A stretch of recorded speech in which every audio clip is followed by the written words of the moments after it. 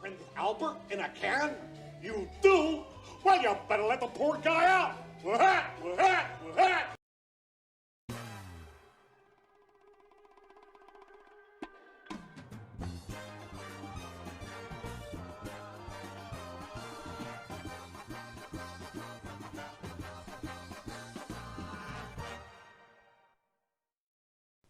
Welcome back to Crawford-Clark Close-Up. With the cinematic release of the highly anticipated It Chapter 2 now upon us, it's time to delve into Stephen King's mammoth macrocosm of The Losers Club and Pennywise the Dancing Clown. It took some time, but now I've completed the 1100-plus page doorstop of a source novel, we can now discuss the It movies. In this first review, we'll be concentrating on the two-part mini-series adaptation from 1990 from director Tommy Lee Wallace, whose feature film debut came with the surprisingly good Halloween 3 Season of the Witch. The mini-series adaptation of It, coming in at just over 3 hours in total, has always been subject to ridicule by fans of King's novel. The effects look cheap, the performances from the kids and adults have varying levels of success, and the production never really knows how to strike the right balance between light and dark that King commands so well in his novel. That being said, even though the miniseries does deviate away from the novel at times, creating new scenes for the losers, it doesn't lose the essence of the narrative and actually sticks fairly closely to the material. Just like King's beast of a novel, the miniseries jumps back and forth between the kids in Derry in the late 50s and the adults who return to Derry in the late 1980s to battle their demons and finish off Pennywise for good. Let's focus firstly on the cast. The kids all spark well off each other, making the first part of the miniseries far more solid and engaging than the second. Adam Farazel's young Eddie Kasbrak is basically Eddie ripped straight from King's pages, inclusive of skinny physique, timid nature and inhaler. Emily Perkins' Beverly Marsh is also a spunky young Beverly who acquits herself well to the role, and Brandon Crane portrays Ben Hanscom with a gentle heart and longing for companionship very well. It's the late Jonathan Brandis playing young Will Denborough, though, who is the standout of the younger cast. The moment that Bill calls out Pennywise for being a bastard for taking Georgie and breaks down around the other losers in the Barrens is a standout scene in this adaptation and makes you believe that these are the losers that King was writing about. Brandis's passing at only 27 is sad, as the actor clearly had a promising future at his fingertips. Jared Blanchard, playing young antagonist Henry Bowers, is also suitably sadistic in this version. The only other central character yet to be discussed is, of course, Pennywise, and the flamboyant Tim Curry was just about perfect casting for this malevolent force. The first time we meet Pennywise in this adaptation comes 27 years after the events of the first half of the story, when Pennywise stares at a girl before killing her in her back garden, just one of the scenarios that causes an adult Mike Hanlon to call the remaining losers back to their hometown, as their biggest fear remains undefeated. Curry brings a lightness of touch to Pennywise, wisecracking throughout and personifying the clown that the It creature prefers as its favourite form to lure children.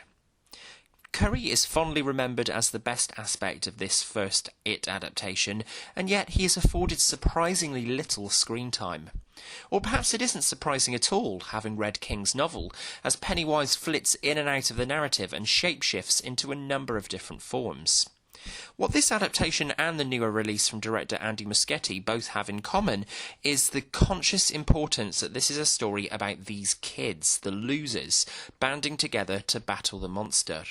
King should really have called the story The Losers Club, as the narrative focuses around each of them individually, their own fears and how they need to support each other to come out unscathed on the other side. Pennywise is the demon, but he's a background presence, taunting and jeering throughout, and that's really how it should be. There are some solid sequences lifted from the novel, and they play out well here, despite a number of the sequences being heavily truncated from the original source. The fateful interaction between Georgie and Pennywise as Georgie loses his boat in the sewer is chilling, with Curry luring the child in well with his matter-of-fact, chummy voice. This Pennywise also looks very much like King's description of the character, complete with orange pom-poms down the front of his costume and wild red hair. The miniseries also takes time to adapt certain passages from the novel, especially the evocative scene where the losers see Pennywise in the old Derry photo in Mike's photo album, and Bill seeing Georgie winking at him in another photo album.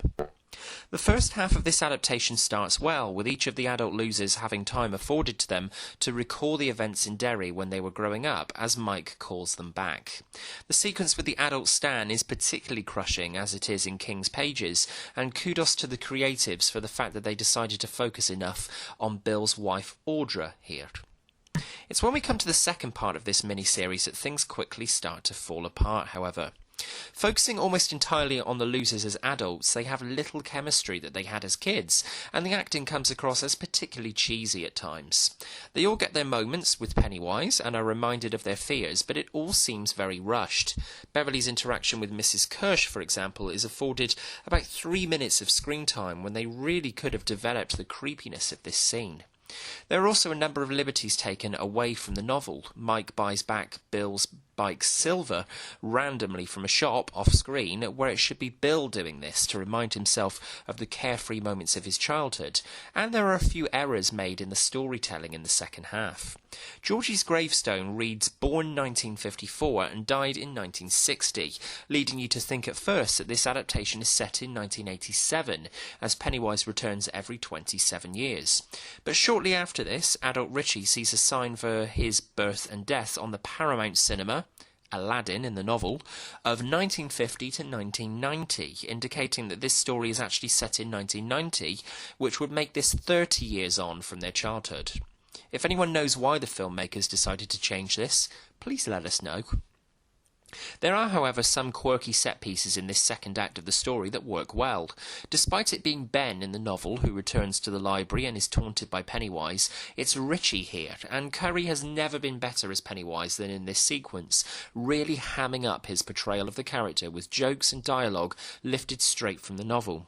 The sequence later, where Ben thinks he's embracing Beverly, only to look at the mirror reflection to find that it's Pennywise playing tricks on him, is another great little moment that didn't feature in the novel, but has inspired the often quoted, "Kiss me, fat boy."